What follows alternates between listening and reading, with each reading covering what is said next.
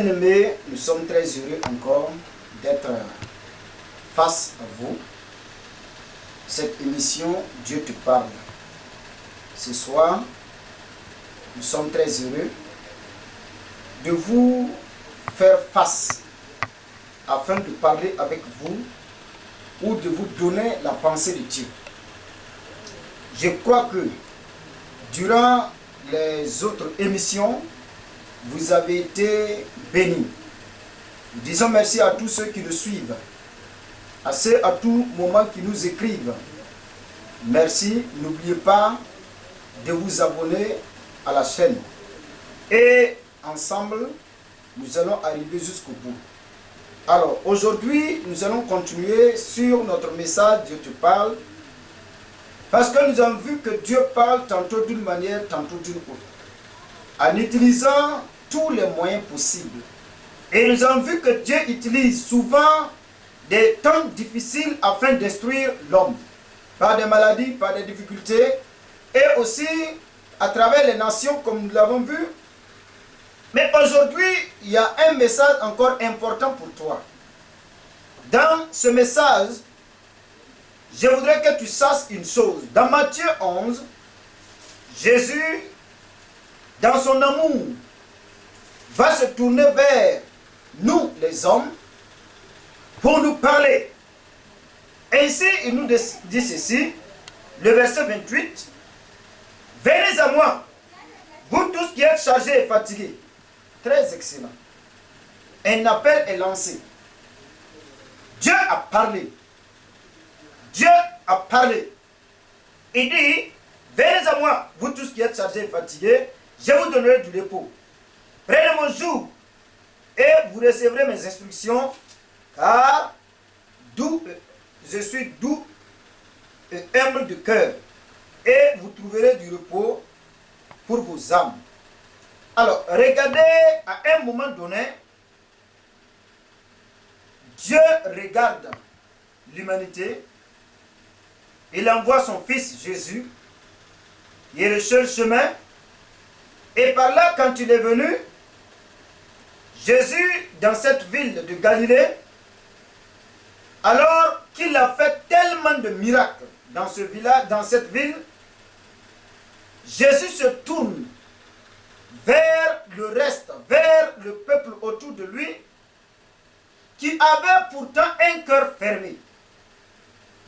Dieu a tellement parlé qu'il a fait des miracles dans la vie de plusieurs personnes, soit des gens qui sont rétrogrades, ayant connu la grâce, ayant goûté la grâce de Dieu, ils ont reculé tout en regardant quelque chose, ou la vie d'un homme, ou la vie d'un pasteur, ou la vie d'une servante. Et pourtant la Bible dit que nos yeux doivent être sur le Seigneur Jésus, qui est le commencement de notre foi. Et c'est lui aussi qui est le rémunérateur. Mais lorsque ces personnes ayant eu les regards sur l'homme, beaucoup ont manqué cette joie. Et ces personnes ont un cœur incrédule. Comme Dieu avait parlé à travers son Fils en utilisant la parabole de la sémence. D'où des grains sont tombés sur le chemin. Un lieu où les gens ont marché dessus. Un lieu qui est devenu dur. Peut-être que la vie des hommes t'ont amené à devenir incrédule. Incrédule qui veut dire à ne pas croire. Mais malgré tout, Jésus se tourne pour nous dire, venez. Car Esaïe avait bien dit cela en disant que beaucoup le célèbrent aussi, louent Dieu, mais par les lèvres. Le cœur est loin. Voilà beaucoup de personnes confessant la grandeur, la puissance, l'amour de Dieu. Mais malheureusement de façade.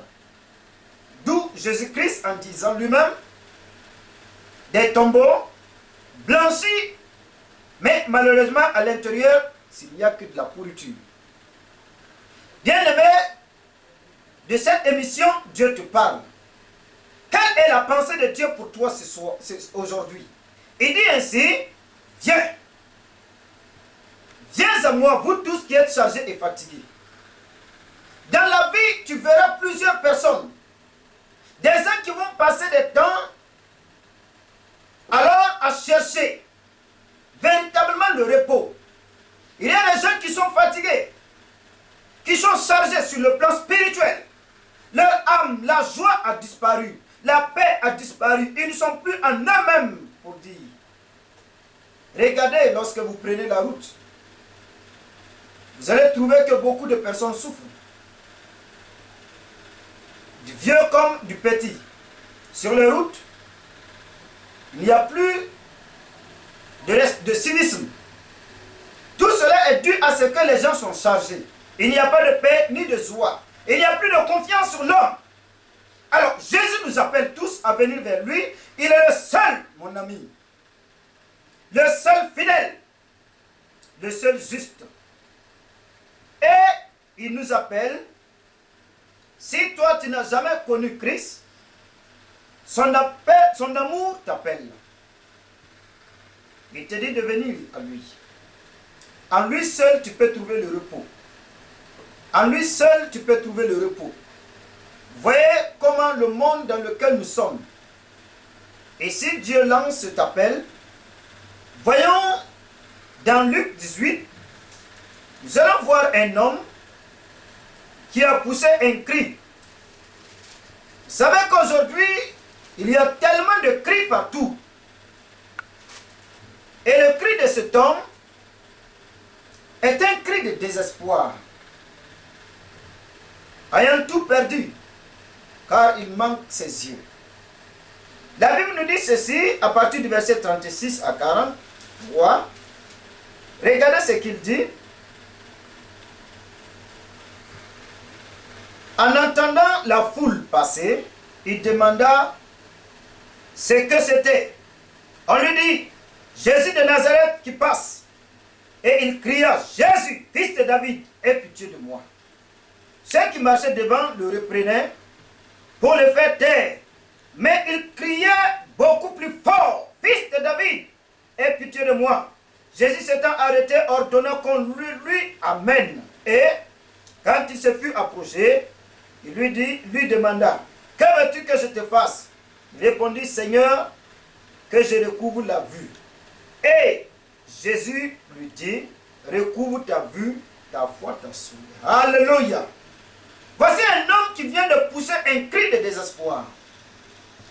Pendant des années, cet homme était condamné à mendier. Il était obligé de se mettre au bord du chemin. Peut-être que ta vie est pensée d'un seul côté et tous les jours. Il n'y a pas d'équilibre. Et cet homme, bien vrai qu'il soit né aveugle ou qu'il ait contracté la maladie, peu importe. Ici, la Bible nous fait savoir, cet homme a entendu parler de Jésus. Il a entendu que c'est Jésus de Nazareth qui passe car les gens parlent. Dieu te parle, mon frère. Depuis longtemps, peut-être que tu as entendu parler de lui. Peut-être que tu as entendu parler de lui. Ton ami t'a annoncé Jésus. Ton frère t'a parlé de Jésus. Ou que dans ta maison, on t'a parlé de Jésus. La réalité du Christ, le salut. Où es-tu, frère? Je te pose la question, où es-tu? Et dis, viens à moi, vous tous qui êtes chargés et fatigués. Alors, il dit ici que cet homme va pousser le cri. Il y a le cri de guerre, il y a le cri de victoire, mais il y a le cri de désespoir. Il dit, fils de David, aie pitié de moi. Frère, est-ce que ta position te plaît? Dieu est en train de te parler, frère. Ma soeur, Dieu s'adresse à toi. Dieu est en train de te parler. Son cœur d'amour vient vers toi. Regarde la situation de cet homme. Il a tout manqué. Il était condamné à être aveugle. Mais il va pousser un cri. Si peut-être toi, là où tu es, rien ne va dans ta vie. Jésus est le même. Il ne change pas. En lui, il n'y a point d'ombre de variation. Jésus est unique en son genre. Et il est prêt encore pour te donner de la vie. Il est prêt encore pour recevoir ton fardeau. Il est prêt encore pour faire décharger sur toi tout ce qui pèse. Ce qui te fait manquer la paix. Ce qui te fait manquer la joie. Ce qui te fait manquer la vie. Ce qui te fait pleurer la nuit, mon ami. Pourquoi n'as-tu pas la joie? Et les médecins n'ont rien pu faire pour cet homme. Ses parents, qui l'aimaient tant, n'ont rien pu faire pour cet homme. Personne n'a pu aider ce monsieur. Cet homme ressentait ses douleurs. Les gens qui sont venus, qui sont habiles en conseil, sont venus vers lui, lui disant: mon frère, pas de quoi, si Dieu t'a fait aveugle, marche, aie confiance, marche. Des encouragements de tous les jours. Mais cet homme sentait en lui que cela n'était pas normal. Alors Jésus, étant venu, cet homme a poussé un grand cri. Et il a été sauvé. Il dit: fils de David. Le fils de David, c'est Jésus lui-même, qui devait sauver ceux qui cherchent véritablement le salut. Le salut qui veut dire la délivrance. Alors, donc, ceux qui marchaient autour de lui ont voulu le faire taire. Voici, généralement devant vous, il y a des personnes qui vous empêchent de marcher effectivement avec Dieu, qui vous empêchent, parce qu'ils feront tout pour vous empêcher d'entrer dans cette grâce, de vous alléger les fardeaux. J'en ai vu ces choses. Des gens que Dieu lui-même a parlé pour les sauver, et d'autres personnes ont été des obstacles pour eux, les obligeant à ne pas aller, à ne pas se laisser. D'autres sont des enfants de Dieu, des chrétiens dans des églises qui sont fervents, mais d'autres personnes qui les entourent, étant des gens qui vivent selon leurs propres personnes, ont barré la route à plusieurs. Mais cet homme n'a pas laissé. Quelqu'un, un homme, un frère, une sœur, puisqu'on parle du repos de son âme, on parle du salut de son âme. Un homme disait à son père, quand tu lui disais de quitter la foi, il lui disait: papa, tu peux tout me donner, ça je le sais. Tu as autant de biens pour me donner tout ce que tu veux. Tu peux me trouver tout ce que tu veux. Mais je voudrais te poser la question. Est-ce que si je meurs, Père, peux-tu me garantir réellement que j'irai au ciel? Le Père dit non. Alors si tu ne peux pas, papa, laisse-moi, il y a quelqu'un qui peut sauver mon âme. Je voudrais que tu saches bien que la seule personne ici qui peut t'aider, c'est Dieu. Et lorsque Jésus s'est arrêté, il a dit: amenez-moi cet homme. Dieu mettra toujours à côté de vous des gens pour vous encourager aussi à aller. Tel le message que vous venez d'entendre, un message que Dieu vient de te donner, pour te dire: relève-toi, va vers la croix, vers le Seigneur, répands-toi de tous tes péchés. Et lorsque tu vas te repentir, Dieu te prend dans sa maison. Tu es son fils ou ta fille. Il y a la joie, il y a une belle relation. Alors il va enlever tout ce qui est fardeau, tout ce qui est difficulté. Et à partir de là, tu connaîtras ce qu'on appelle la paix. Venez à moi, vous tous qui êtes chargés et fatigués, et je vous donnerai du repos. Personne ne peut vous donner ce repos. Regardez ce qu'il dit.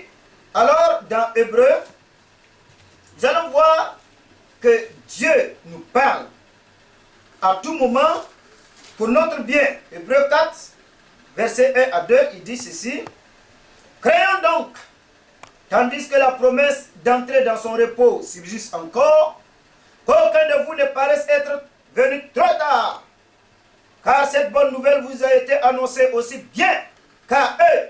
Mais la parole qui leur fut annoncée ne leur servit de rien, parce qu'elle ne trouva pas de foi, c'est ceux qui l'entendirent. Pour nous qui avons cru, nous entrons dans le repos, selon qu'il est dit, je jurai dans ma colère, ils n'entreront pas dans mon repos. Et il dit, quoique ces œuvres eussent été achevées depuis la création du monde. Alléluia. Voici une réalité. Dieu vient de nous dire, toi qui entends ce message aujourd'hui, il est temps pour toi, c'est le temps du repos. Il dit ici, craignons, tandis que la promesse d'entrer dans son repos subsiste encore. Si vous entendez sa voix, ne dites pas demain, c'est aujourd'hui. Mon frère, ma soeur, Dieu t'aime et Dieu te parle. Dieu est en train de te donner des conseils d'amis. Il est en train de te dire, tu peux venir. Il est en train de te dire, mon fils, ma fille, alors je t'aime, viens. Je vais enlever ces difficultés autour de toi. Peut-être que tu as des difficultés, soit des maladies, des problèmes de tout genre, sur le plan financier ou autre. Oui, ces choses peuvent être des fardeaux, mais le salut de ton âme, où iras-tu après la mort? Cela donne des troubles, des angoisses. Lorsque tu n'as pas, lorsque ce qui manque dans ton cœur n'y est pas, tu auras toujours des difficultés. Voilà pourquoi les gens ne sont pas en paix. Voilà pourquoi il n'y a pas de repos. Parce que Dieu a mis dans le cœur de l'homme la pensée de l'éternité. Et dès que tu n'as pas comblé ce vide, tu es toujours dans des difficultés, mon frère. Toute personne voulant avoir la joie et la paix, c'est la personne comblée. La personne qui a reçu Jésus-Christ de Nazareth, le Fils de Dieu en lui. Et cette personne marchant selon la voie, la conduite, la direction du Saint-Esprit et non selon la chair. Cette personne est une personne remplie, une personne accomplie, une personne parfaite. Et cette personne peut jouir, alors peut avoir la joie du royaume et manifester en lui-même cette vie divine produisant des fruits dignes du royaume. C'est pourquoi, quand vous voyez ces personnes, vous n'avez pas besoin de poser la question. Vous savez déjà que cette personne vit avec Dieu. Et dit, tandis que la promesse est toujours là. La promesse est toujours là pour toi. Tant que tu vis, c'est à toi. Mais après la mort, mon ami, pas de possibilité. Ni sacrifice du 7e, du 40e, ou d'autres sacrifices du 120e ou 1 an, ou des messes ne peuvent te faire revenir au ciel. Dieu n'est pas corrompu, mes amis. Il faut que tu saches que tant que tu es vivant, tu peux toujours alors te mettre en règle avec Dieu. Bien-aimés, et nous avons la parole de Dieu avec nous. Dieu va nous parler tous les jours. Mais la parole qui a été annoncée à des gens qui ont été incrédules, qui n'ont pas reçu le message, lorsque le peuple d'Israël quittait l'Égypte pour Canaan, ils ont rencontré ces difficultés, des problèmes. Au lieu de se donner entièrement à Dieu, ils ne l'ont pas fait et Dieu a parlé, ils n'ont pas mis en pratique. C'est pourquoi il dit, des gens ne sont pas entrés dans la terre promise à cause de l'incrédulité. Regarde comment cet aveugle, Bartimée, a poussé le cri. Regarde comment toi tu gémis, tu souffres. Il y a des gens, la joie de vivre n'y est plus. La paix n'y est plus. Bien vrai, d'autres sont des chrétiens, mais vous n'avez pas la paix. Vous n'avez pas la joie. Votre vie de spiritualité est de façade. Vous le vivez à la vue des gens. Vous portez la tenue, la robe qu'il faut. Vous avez vos soutanes, si je peux m'exprimer ainsi. L'habit blanc, peut-être. Ou les tenues qu'il faut. Mais malheureusement, à l'intérieur de vous, c'est un chaos. Il y a des ténèbres. Comme il est dit, quand Dieu a tout créé, il y avait c'était que le chaos. Il a fallu que le Saint-Esprit, par la parole de Dieu, puisse donner la lumière, la vie. Alors, reçois cette vie à l'intérieur de toi. C'est une chose que seul Dieu peut le faire. Ce n'est pas quelqu'un d'autre. Ce n'est pas une personne. Cela vient du Saint-Esprit, l'action de l'Esprit de Dieu pour te transformer et permettre que sa lumière brille dans ton cœur pour amener la vie là où il n'y avait pas la vie. Le vide soit comblé. Et si tu ne le connaissais pas, je voudrais que tu saches que lorsque tu feras la paix avec Dieu, à partir de ces instants, tu seras en paix. Tu auras des nuits paisibles. Tu seras quelqu'un qui saura effectivement qu'on t'a enlevé ses bagages. J'ai vu un jeune homme qui était brigand, alcoolique et drogué, étant dans le vol et autres. Et lorsqu'il a reçu le Seigneur, il a dit son premier cadeau qu'il a reçu quand il m'a parlé, c'était un vrai sommeil paisible. Il a dormi jusqu'à l'heure est passée, sans savoir et rempli de joie. Et cet homme a connu qu'effectivement, il était chargé. Lui qui croyait qu'il était libre. Alors, quand il a fait la paix avec Christ, et que Dieu a pris tous ses fardeaux de péché qui étaient sur lui, il est forcé à se courber. Bien-aimé, qui que tu sois, es-tu dans le péché? Es-tu dans des difficultés? Es-tu dans des liens? Jésus t'appelle. Il est là pour recevoir tout fardeau sur toi. Il est là pour te donner la paix. Parce qu'il est l'heure. Il dit, n'entre pas trop tard. Je te parle, n'entre pas trop tard. Ne rentre pas trop tard. Nous avons l'habitude de dire, c'est le train, c'est l'homme qui attend le train, et non le train qui attend l'homme. Bien-aimé, Dieu t'attend. Dieu t'attend. Il est en train de te dire, viens, écoute bien, viens. Viens, tu l'entendras à travers la vie des gens, à travers la bouche des gens, à travers le comportement des gens, à travers bien de choses que Dieu va utiliser, même les événements. Dans nos messages précédents que je vous ai donné, comment Dieu parle.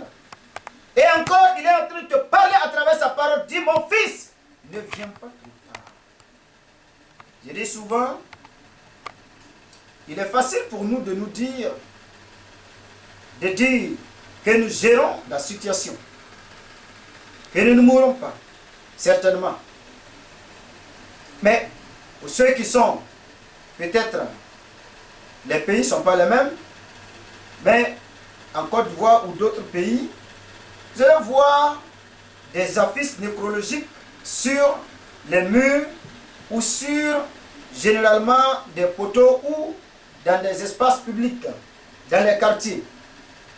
Et quand vous lisez, ce sont des personnes bien beaux, d'autres sont des enfants, d'autres sont grands, et personne, mon ami, ne pouvait dire qu'il allait mourir. Si tu le disais, il te dirait non, la mort n'a pas besoin de moi. Peut-être qu'il dirait que c'est les vieux. Chers frères, nul ne sait le jour ou l'heure.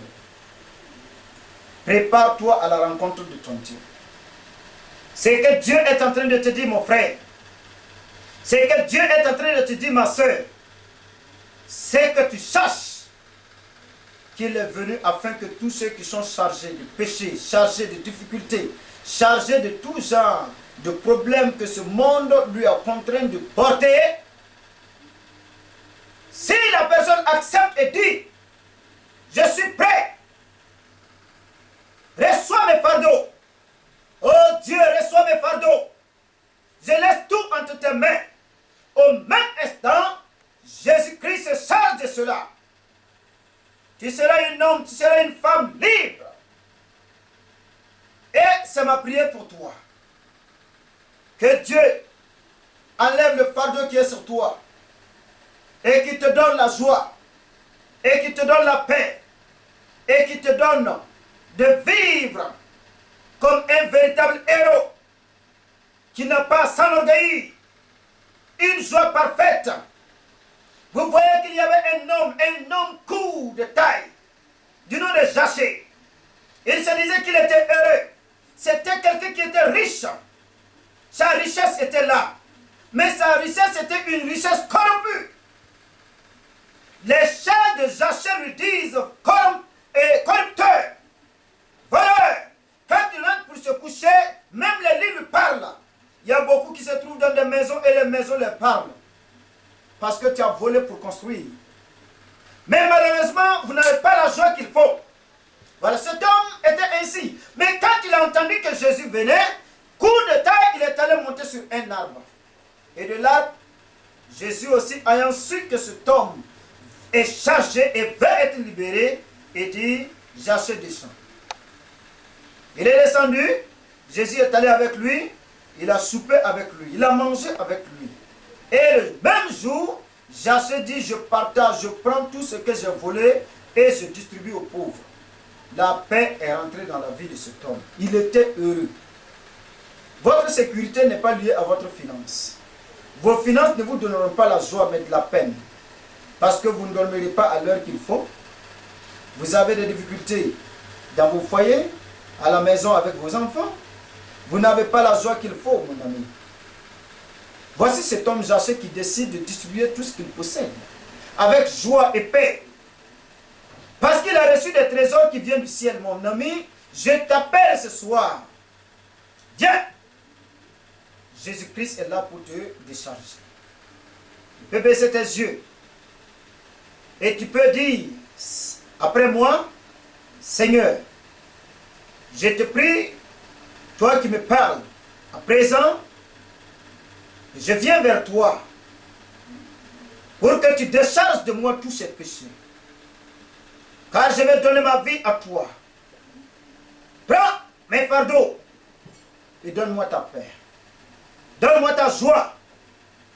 Ô Seigneur, je veux vivre dans la victoire. Être fils et fille, ou fille, et pouvoir marcher avec toi, avoir la joie du royaume. Père, merci, car tu me pardonnes. Au nom de l'œuvre achevée de Christ sur la croix, que ton nom soit élevé. Au nom de Jésus. Amen. Soyez bénis.